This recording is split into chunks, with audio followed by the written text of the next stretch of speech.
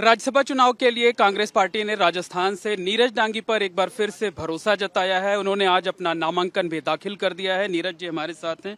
सबसे पहले ये बताइए कि ये अप्रत्याशित है या आपको भरोसा था कि दोबारा आपको उम्मीदवार बनाया जा रहा है? मैं एक बात कहना चाहूँगा, राज्यसभा का चुनाव जो है उसमें जब उम्मीदवारी की घोषणा होती है तो कई पैरामीटर्स तय किए जाते हैं। अप्रत्याशित कुछ नहीं होता, ये लॉटरी नहीं है। कई लोग कहते हैं लॉटरी लग गई, किसी की लॉटरी नहीं लगती है। काम को देखा जाता है। केंद्रीय नेतृत्व जो है कांग्रेस का, वो सक्षम है किसी भी नेता को तराशने के लिए। उनको पता है कि किसकी कितनी हैसियत है, कितनी काबिलियत है और वो कितना वर्क पहले कर चुका है और कितना आने वाले समय में करेगा। राहुल गांधी जी और प्रियंका गांधी जी का साफ तौर पर यह सोचना है कि नए लोगों को, नौजवानों को और महिलाओं को, SC ST OBC माइनॉरिटी को ज्यादा से ज्यादा प्रतिनिधित्व मिले। मैं समझता हूं कि जिस वर्ग से मैं आता हूं, दलित वर्ग से, आने वाले समय में राजस्थान की राजनीति के अंदर एक बहुत निर्णायक वोट बैंक ये है जो कांग्रेस के पक्ष में है। ये वोट बैंक किस तरह से और ज्यादा इजाफे के साथ में कांग्रेस के साथ में आए, ये हम लोग आने वाले समय में तय करेंगे। मैं समझता हूं कि कांग्रेस पार्टी ने जो निर्णय मेरे लिए लिया है बहुत सोच समझ के लिया होगा। मैं धन्यवाद देना चाहता हूं तमाम लीडरशिप को कि 6 साल का जो कार्यकाल मेरा रहा उसमें कहीं ना कहीं उन्होंने देखा होगा कि मेरी काम करने की शैली क्या रही है, मैं कितना सक्षम रहा, कितना मैंने सक्रियता से भूमिका एक सांसद के रूप में निभाई है, किस प्रकार से ज्वलंत मुद्दों को पटल पर रखने का काम किया, किस प्रकार से राजस्थान और देश के तमाम मुद्दों को हम लोगों ने सरकार को घेरने के अंदर इस्तेमाल किया। तो इन तमाम चीज़ों को मैं समझता हूं कि देखने के बाद ही निर्णय होते हैं। ये कहना गलत होगा कि दूसरे उम्मीदवार जो रहे उनमें कोई कमियां थी, ऐसा कतई नहीं है। वो भी अपने आप में अपनी स्तर पर कहीं ना कहीं सक्षमता रखते हैं, लेकिन निर्णय चुनाव में एक ही व्यक्ति को उम्मीदवारी मिल पाती है एक पार्टी से। मैं गौरवशाली महसूस करता हूं कि ये गौरव मुझे कांग्रेस पार्टी ने दिया है। दलित वोटरों को जोड़ने की बड़ी जिम्मेदारी आपके ऊपर होगी। आपको क्या लगता है कि जाति आपकी मेरिट बनी या 6 साल का कामकाज और पुराना संघर्ष? मैंने क्या कहा कि मेरिट के लिए अनगिनत पैरामीटर्स होते हैं, जाति भी एक है उनमें। बिल्कुल है, इसमें कोई दौराय नहीं है। जाति तो क्या आज की परिस्थितियों के अंदर सबसे महत्वपूर्ण उठा करके जाति को देख करके और टिकटें वितरण की परिस्थितियां बन जाती हैं कि इस जाति के सामने किसको लड़ाया जाए। तो मैं समझता हूं कि क्षेत्र, जाति, उसकी काबिलियत, काम करने की शैली, कितना सक्षमता से वो आगे काम कर पाएगा, जनता को के अधिकारों की लड़ाई में कितना अपने आप को आगे अग्रणी रूप से नेतृत्व प्रदान कर पाएगा, नेतृत्व क्षमता उसमें है कि नहीं है, संगठनात्मक ढांचे में चाहे NSUI हो, यूथ कांग्रेस हो, उस संगठनात्मक ढांचे में कितना वो काम कर पाए, कितने वर्षों से जो है वफादारी के साथ में कांग्रेस पार्टी के साथ जुड़े हैं, उनका पिछला विरासत क्या थी। ये तमाम मुद्दे हैं, ये तमाम पैरामीटर्स हैं जिन्हें देखा जाता है। मैं समझता हूँ कि उन तमाम पैरामीटर्स में मुझे कहीं ना कहीं फिट कांग्रेस पार्टी ने माना। और जहां तक दलित वोट का प्रभाव है, मेरे पिता भी दलित लीडर थे और वो उन्होंने जो नेतृत्व दिया, मैं समझता हूं कि उनके बताए हुए मार्ग पर चलते हुए एकजुटता के साथ में मेरे समाज को एक करके मैं आने वाले समय में उनके सहयोग से कांग्रेस पार्टी के लिए काम करूंगा और जनहित के जहां तक मुद्दे हैं उनके लिए लड़ाई हमारी जारी रहेगी। सदन में सरकार को घेरने में कोई कमी नहीं छोड़ेंगे। 6 साल के कार्यकाल में आप काफी सक्रिय नजर आए, आगे के लिए कुछ प्लान किया है? हालांकि अभी तो नॉमिनेशन करके ही आ रहे हैं। मैंने कमिटमेंट किया है लीडरशिप को, राष्ट्रीय नेतृत्व को, कि मैंने जो काम किया पिछले 6 सालों में, जो सक्रियता रखी, मैं उससे भी बेहतर करने की कोशिश करूंगा। मुझे लीडरशिप ने यह कहा कि हमें पूरा भरोसा है, तो मैं समझता हूं कि जब भरोसा, एक विश्वास और भरोसा लीडरशिप ने दिखाया मुझ पे, तो मैं कोशिश करूंगा कि उस पे कायम रहने की मेरी चेष्टा रहे। निश्चित तौर पर आप खरा उतरने की कोशिश करेंगे हाईकमान की उम्मीदों पर। बीजेपी व्यंग कर रही है, कह रही रात को 10 बजे टिकट हुआ और सुबह सुबह नॉमिनेशन करने चले आए। क्या डर लग रहा था कि टिकट बदल जाएगा? मेरा टिकट नहीं, देखिए, न तो डर कांग्रेस पार्टी के किसी कार्यकर्ताओं को, मैं तो लीडर हूं कांग्रेस पार्टी में, सांसद हूं मौजूदा आज की तारीख के अंदर। ये जो 2 इनके कैंडिडेट्स लड़ रहे हैं वो सांसद नहीं है, वो हारे हुए हैं कहीं ना कहीं। मैं आज की तारीख में मौजूदा सांसद हूं, मुझे कहीं डर नहीं था। जहां तक टिकट का प्रश्न है, मेरा टिकट तो बहुत पहले तय हो गया था जब मैंने 6 साल अपनी सक्रियता रखी थी सदन के अंदर। तो यह कहना गलत होगा, किसी पर टिप्पणी मैं नहीं करना चाहूंगा। कांग्रेस एकजुटता के साथ में इस चुनाव को देख रही है।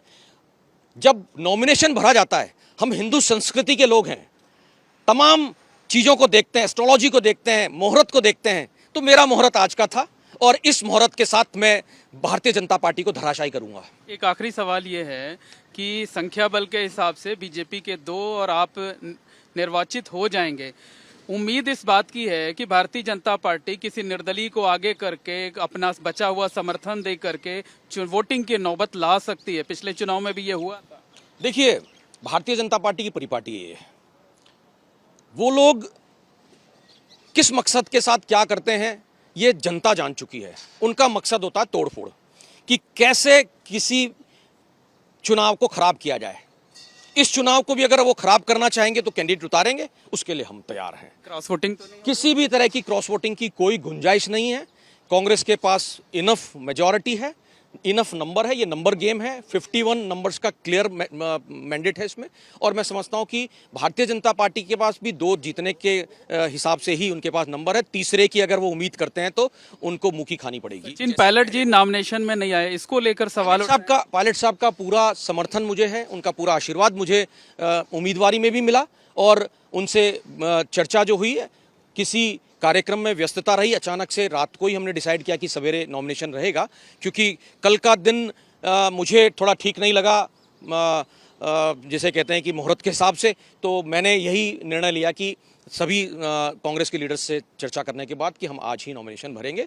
इसलिए कोई तकलीफ वाली बात नहीं है। सारे राजस्थान के एकजुटता के साथ में काम कर रहे हैं, और ये एकजुटता 2028 में कांग्रेस की वापसी के साथ में नजर आएगी। बहुत बहुत धन्यवाद। ये हैं नीरज डांगी, जिन्हें कांग्रेस ने राज्यसभा का उम्मीदवार बनाया है। उनका साफ तौर पर यह कहना है कि 6 साल में जिस सक्रियता के साथ उन्होंने काम किया वही उनकी मेरिट बनी। हालांकि दलित वर्ग से होने का भी उन्हें फायदा मिला। उनका ये कहना है कि वो पार्टी के लिए और ज्यादा सक्रिय होकर काम करेंगे और 2028 के विधानसभा चुनाव में राज्य में कांग्रेस की वापसी कराएंगे। कैमरामैन गोविंद साहू के साथ मोहम्मद मोइन, एबीपी न्यूज, जयपुर। देखिए, आज हमने हमारे जो राज्यसभा के कैंडिडेट हैं नीरज डांगी का नॉमिनेशन भरा है, और इसके अंदर हमारे प्रदेश अध्यक्ष जी, हमारे पूर्व सीएम साहब, हमारे सचिव महोदय, सभी हमारे विधायक, सब लोगों ने मिलकर आज नॉमिनेट भरा है। और हमारे पास जो संख्या बल है वो एक्स्ट्रा ही है। एक कैंडिडेट हमारा जो है बड़े आराम से जो है चुनाव जीतेंगे, हमने नॉमिनेशन किया है। अब बीजेपी के 2 कैंडिडेट हो सकता है वो एक कल भरे, एक परसों भरे, उनकी मर्जी है, जैसे वो भरना चाहे वो भरे।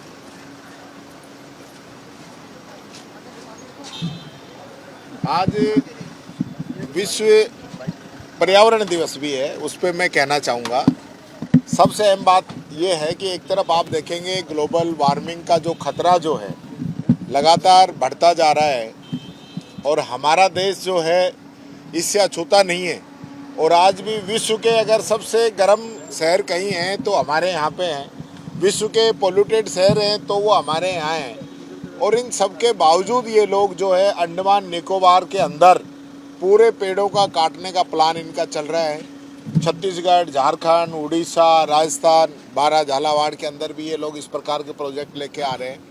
राहुल गांधी जी ने इसके लिए मुहिम चलाई है अंडमान को बचाने के लिए। तो मैं आपसे भी कहना चाहूँगा, ये सरकार सिर्फ ढोंग कर रही है जंगल बचाने के लिए। यहाँ कह रहे हम 10 करोड़ पेड़ लगाएंगे, कोई उनका ऑडिट नहीं है। पेड़ लगते हैं, उससे ज़्यादा इनके कमाने पे फोकस रहता है। उनमें से जिंदा कितने हैं ये सरकार कभी नहीं बताती। तो ये सरकार जो है आज विश्व पर्यावरण दिवस पे मैं कहना चाहूँगा संज्ञान ले, और अंडमान का जो प्रोजेक्ट है उसको कैंसिल करे और पेड़ों को बचाने का काम करे। क्या कुछ कहना चाहेंगे सेकंड बार? देखिए, इस मौके पे यही कहना चाहूँगा, सबसे पहले तो मैं कांग्रेस के राष्ट्रीय नेतृत्व को धन्यवाद देना चाहूँगा। आदरणीय मल्लिकार्जुन खड़गे जी, सोनिया गांधी जी, राहुल गांधी जी, प्रियंका जी, केसी वेणुगोपाल जी, और साथ साथ राजस्थान का जो नेतृत्व कर रहे हैं आदरणीय हमारे प्रदेश कांग्रेस कमेटी के अध्यक्ष डोटासरा जी, आदरणीय सीएलपी लीडर जूली साहब जो हमारे साथ में हैं अभी, आदरणीय गहलोत साहब, सचिन पायलट जी और भंवर जितेंद्र सिंह जी, जिन्होंने एक विश्वास के साथ में पुनः राज्यसभा में राजस्थान से मुझे भेजने का निर्णय लिया है और जो विश्वास और जो भरोसा लीडरशिप ने जताया, मैं समझता हूं कि कांग्रेस के नेतृत्व को जो है नीचा नहीं देखना पड़ेगा। उस भरोसे पर खरा उतरने का मैं भरसक प्रयत्न करूंगा, जैसा पिछले 6 वर्षों में इनके सहयोग से और सदन में राजस्थान से संबंधित जितने भी मामले थे उनको सदन के पटल पर रखने का हम लोगों ने काम किया। महत्वपूर्ण मुद्दे थे। ईआरसीपी का जिक्र भी मैं करना चाहूँगा इस मौके पे। ईस्टर्न राजस्थान कैलान प्रोजेक्ट, जिसको राष्ट्रीय परियोजना घोषित करने की मांग हुई थी, 13 जिलों को जिसका पानी का लाभ मिलना था, वो सबसे पहले सदन में, चाहे राज्यसभा हो चाहे लोकसभा हो, सबसे पहले सदन में उठाने का काम मैंने ही किया था। और ये प्रेरणा हमारे सीनियर लीडर्स जो हैं उनकी प्रेरणा से ही हुआ था। राजस्थान के ऐसे बड़े मसले हम लोगों ने उठाए और इस मौके पे ये भी कहना चाहूँगा कि जब सदन की बात आती है तो एक कंपेंडियम तैयार होता है। तमाम जो मुद्दे लंबित होते हैं राज्य से संबंधित, और राज्य सरकार ने उन मामलों को जो है सदन में रखने के लिए एक कंपेंडियम बना करके सभी सांसदों को देते हैं वो। लेकिन भारतीय जनता पार्टी के जितने भी सांसद रहे उन्होंने उस पर गौर नहीं किया। उस कंपेंडियम के 80% मामले मैंने सदन में उठाने की कोशिश की। मैं समझता हूं कि जो कमियां 6 सालों में रह गई होंगी उन्हें आने वाले समय में हम पूरा करेंगे। एक लक्ष्य रहेगा आने वाले वक्त के अंदर 6 साल में कि किस प्रकार से काम करना है। जैसे आज सबसे ज्वलंत मुद्दा जो है वो एजुकेशन से रिलेटेड है। पेपर लीक में जहां विद्यार्थियों को आत्महत्या तक करने की परिस्थितियां बना दे जो सिस्टम, जो ढांचा, मैं समझता हूं कि इस पर संज्ञान लेने की आवश्यकता थी। मंत्री को इस पर जवाब देना चाहिए था, प्रधानमंत्री को बोलना चाहिए था इस पर। लेकिन हमारे राजस्थान के लीडर्स ने और देश में राहुल गांधी जी ने नेतृत्व दिया उस मुहिम को, जहां बच्चों की पढ़ाई को लेकर के संवेदनशीलता कांग्रेस हमेशा दिखाएगी। आगे भी सदन के अंदर इस मामले में सरकार को घेरने का हम लोग काम करेंगे।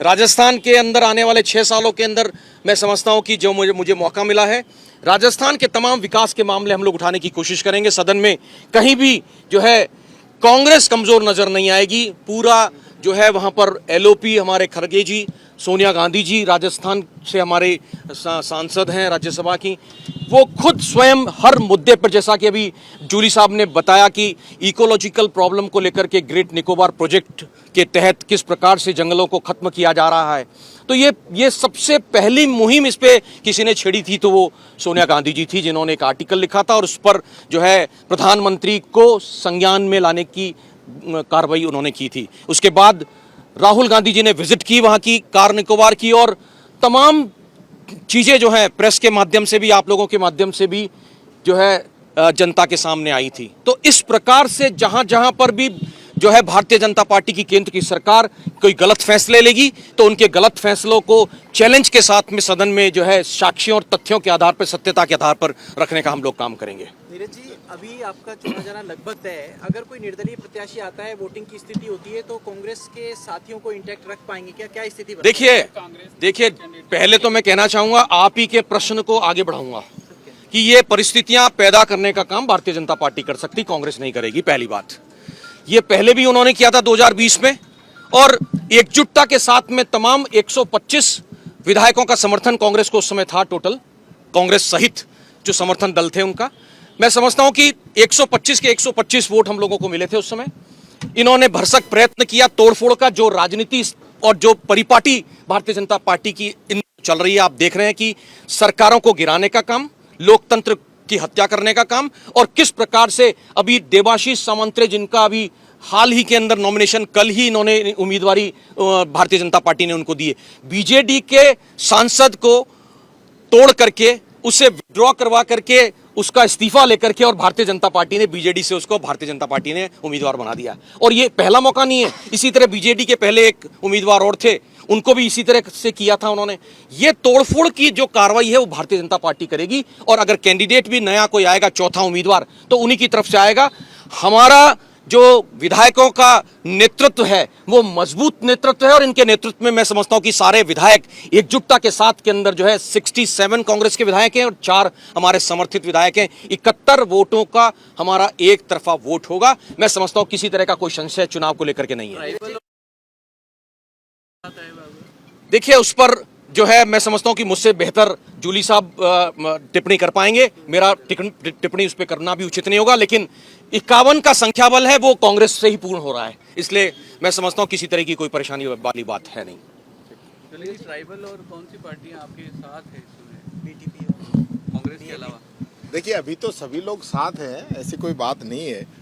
मैं आपसे यही कहना चाहूँगा यहाँ पे नहीं है, और बीजेपी की जो कि एक मानसिकता जिस प्रकार की अभी डांगी जी ने जो बताया है वो राजस्थान में चलने वाली नहीं है। राजस्थान में हम बहुमत से बहुत आगे हैं और किसी भी प्रकार की कोई दिक्कत नहीं है।